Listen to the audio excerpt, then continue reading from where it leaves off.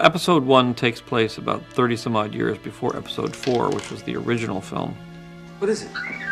Your father's lightsaber. This is the weapon of a Jedi Knight. Not as clumsy or random as a blaster. An elegant weapon for a more civilized age. I was looking for a kind of sword fighting that was reminiscent of what was in the movies that we'd already done, but a more energized version of it, because we'd actually never seen real Jedis at work. We'd only seen crippled half-droid, half-men, and young boys that had learned from these old people. So to see a Jedi in his prime fighting in the prime of the Jedi, I wanted it to be a much more energetic and faster version of what we've been doing. So I think he wanted something special. I think he wanted the audience to understand where these Jedis came from, what their powers were, and how sophisticated they were in the art of battle. The Sith Knights were started by a fallen Jedi Knight who was tempted by the dark side. The secret was that they were patient and they trained and studied, but they didn't make their presence known to anybody until we get to Episode 1 here, where they finally make their move to try to take over the universe. With this film, the fighting had to be very strong. But what I had in mind after watching the first Star Wars films was that you would see that they had studied every single style of swordplay, you know, from epee to kendo. That's what we've gone for. I like that there. That's strong in there, isn't it? You know, a kendo move is... Since they had chosen such a short-range weapon, they would have to be so good if they're up against ray guns and lasers. But I think it just needed to be much more gritty than it was, you know, much more scary than it was, much faster and much stronger. They have to be constantly in check. There's no room for error in any of the fights. You won't see it because they're so fast, but if you slowed them down and freeze-framed them, they can only parry there, or they can only attack there. The moves are so natural, or so correct, it's the only place they can be.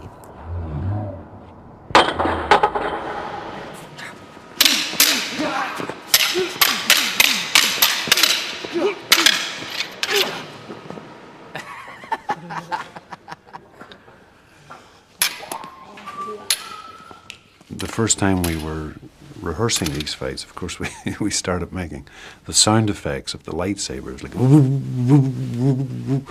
you know, we kind of looked at each other and I thought, okay, we have to stop that, you know.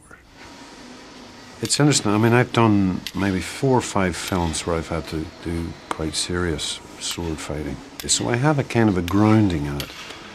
Normally with like sabers, you have to kind of hack, you know, and put weight behind it, but with these things it's very, very gentle, kind of smooth and fluid. Fast movements, but very kind of gentle at the same time.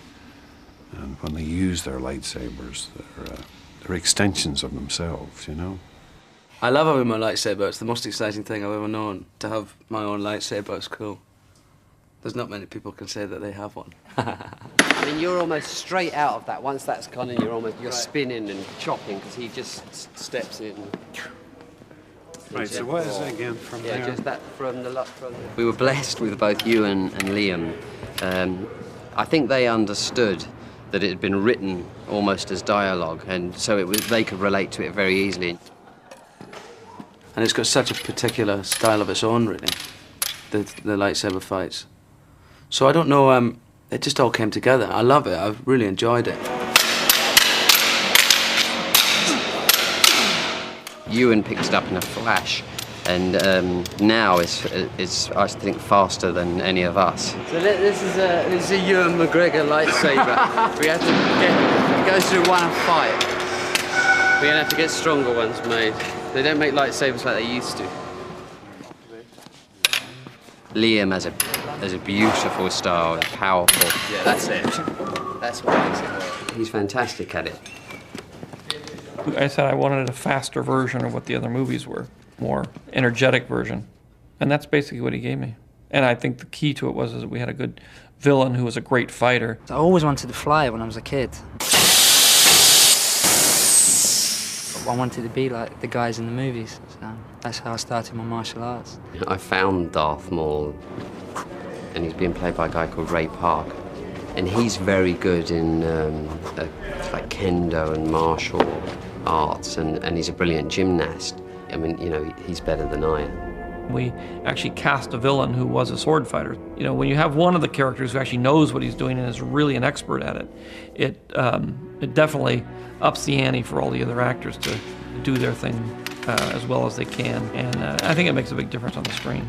We could see immediately he had the look, he had all the physical skill.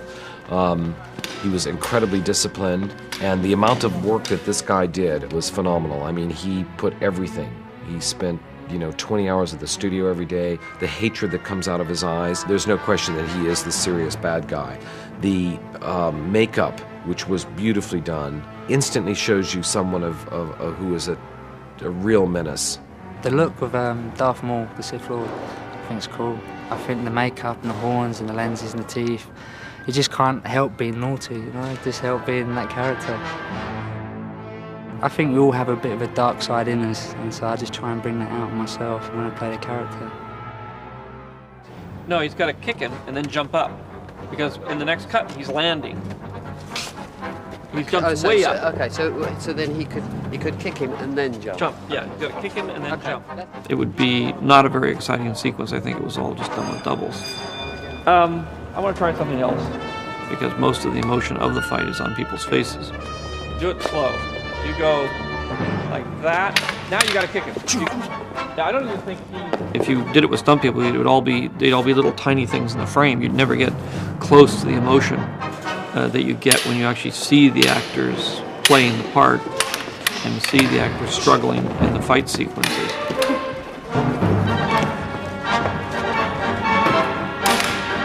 With 3 months of really hard work, they came up with a wonderful set of choreographic fights that were really remarkable and fantastic.